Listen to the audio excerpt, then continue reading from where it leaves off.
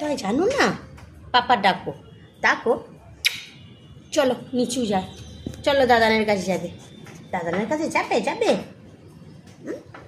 চলো বাবলে বাবলে। সকাল hi everyone, good morning. তোমরা সবাই কেমন আছো? এখন বাজে সকাল 6টা। আমি আর মাম্মাম ঘুম থেকে উঠে গেছে। আজকে মাম্মাম অনেক তাড়াতাড়ি ঘুম থেকে উঠেছে, উঠে এই বসে আছে। তো চলো মাম্মামকে নিয়ে নিচেই যায়। তো মাম্মামকে দিয়ে এসছে ও ঠাকুমার কাছে, আর আমি চা নিয়ে ওপরে চলে এসেছি ডাইরেক্ট। এখনও বিছানা তোলা হয়নি, ভাবলাম চাটা খেয়ে বিছানাটা তুলি।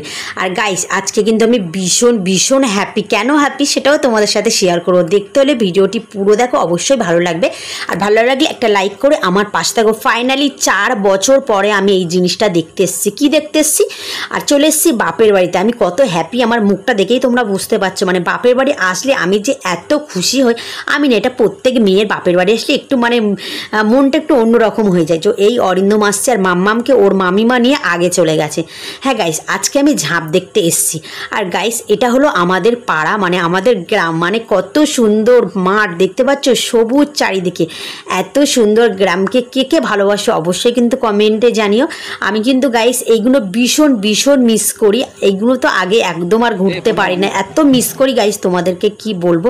তো চলে এসেছি ফাইনালি, আমি 4 বছর পরে ঝাঁপ দেখছি।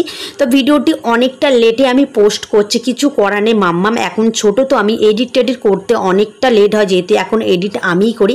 আর ঝাঁপ দেখতে আমি কিন্তু অনেকটা পিছনে আছি, যেহেতু ডাব নারকেল ছুটছে গাইস। যদি মাথায় পড়ে না, একদম আমি সঙ্গে সঙ্গে আলু হয়ে যাবো। এবং মাম্মাম আছে, তার জন্য আমি অনেকটা পিছনে আছি। তো চলো তোমাদের একটু সামনে নিয়ে একটু দেখাই। ভয় ভয় লাগছে, তো চলো একটু সামনে নিয়ে দেখাই। আর আজকে কিন্তু আমার মাম্মাম ঝাঁপ কাটবে নিজের বাড়িতে। হ্যাঁ, এইটা হলো অরিন্দমের পুরাতন বাড়ি।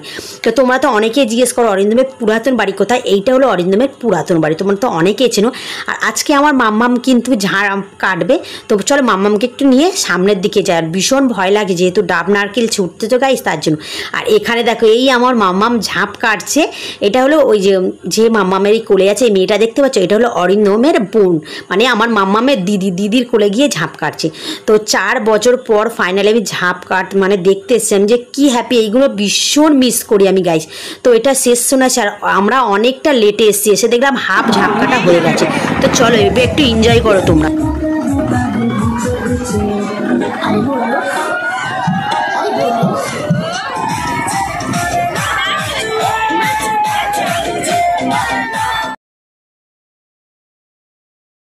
তো এখানে দেখতে পাচ্ছ 150 থেকে 200 লোক নাচতে নাচতে শিব রাখতে যাচ্ছে ব্রাহ্মণের বাড়ি।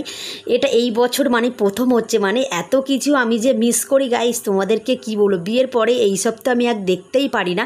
তো 4 বছর পর আমি এই মানে দেখে যে আমি কত হ্যাপি হয়েছি, তোমাদেরকে কি বলবো। তো চলো বাড়িতে গিয়ে তোমাদের সাথে আবার কথা বলবো। তো চলে এসেছি বাড়িতে, আর এখন বাজে রাত 9টা। তো এসে আমি তোমাদের সাথে কথা বলতে পারি গাইস, এত গরম পড়ছে, তোমাদেরকে কি বলবো। তো তোমাদের সাথে কথা বলা হয়নি। তো এখানে আমি ডিম ভেজে ভাত খাবো। তো আমি তো রাত্রিবেলা রুটি খাই না, তোমাদের আগেই শেয়ার করেছি। আমার না গাইস রুটি খেতে একদম ভালো লাগে না। রুটি খেলে না আমার না কেমন একটা মনে হয় ঘাস ঘাস টাইপের খাচ্ছি, আমার একদম ভালো লাগে। এখানে আমি কুমড়ো আলু বিনস দিয়ে একটু গায়ে গায়েই তরকারি করেছি। মা বাবা অরিন্দম ওরা খাবে রুটি, আর আমি এখানে ভাত নিয়ে বসে পড়েছি। তো চলো ভাতটা খাওয়া যাক। আর আমার মনটা এতটাই খারাপ গাইস, তোমাদেরকে কি বলবো। গ্রামে মেলা হচ্ছে, ধুমধাম মেলা হচ্ছে, আর অরিন্দম আমাকে নিয়ে চলে এসছে গাইস। মানে কত কিছু মিস করছি আমি, ভাবতে পারছো। তো চলো আজকের মতো টাটা, তোমরা ভালো থেকো সুস্থ থেকো। আর আমার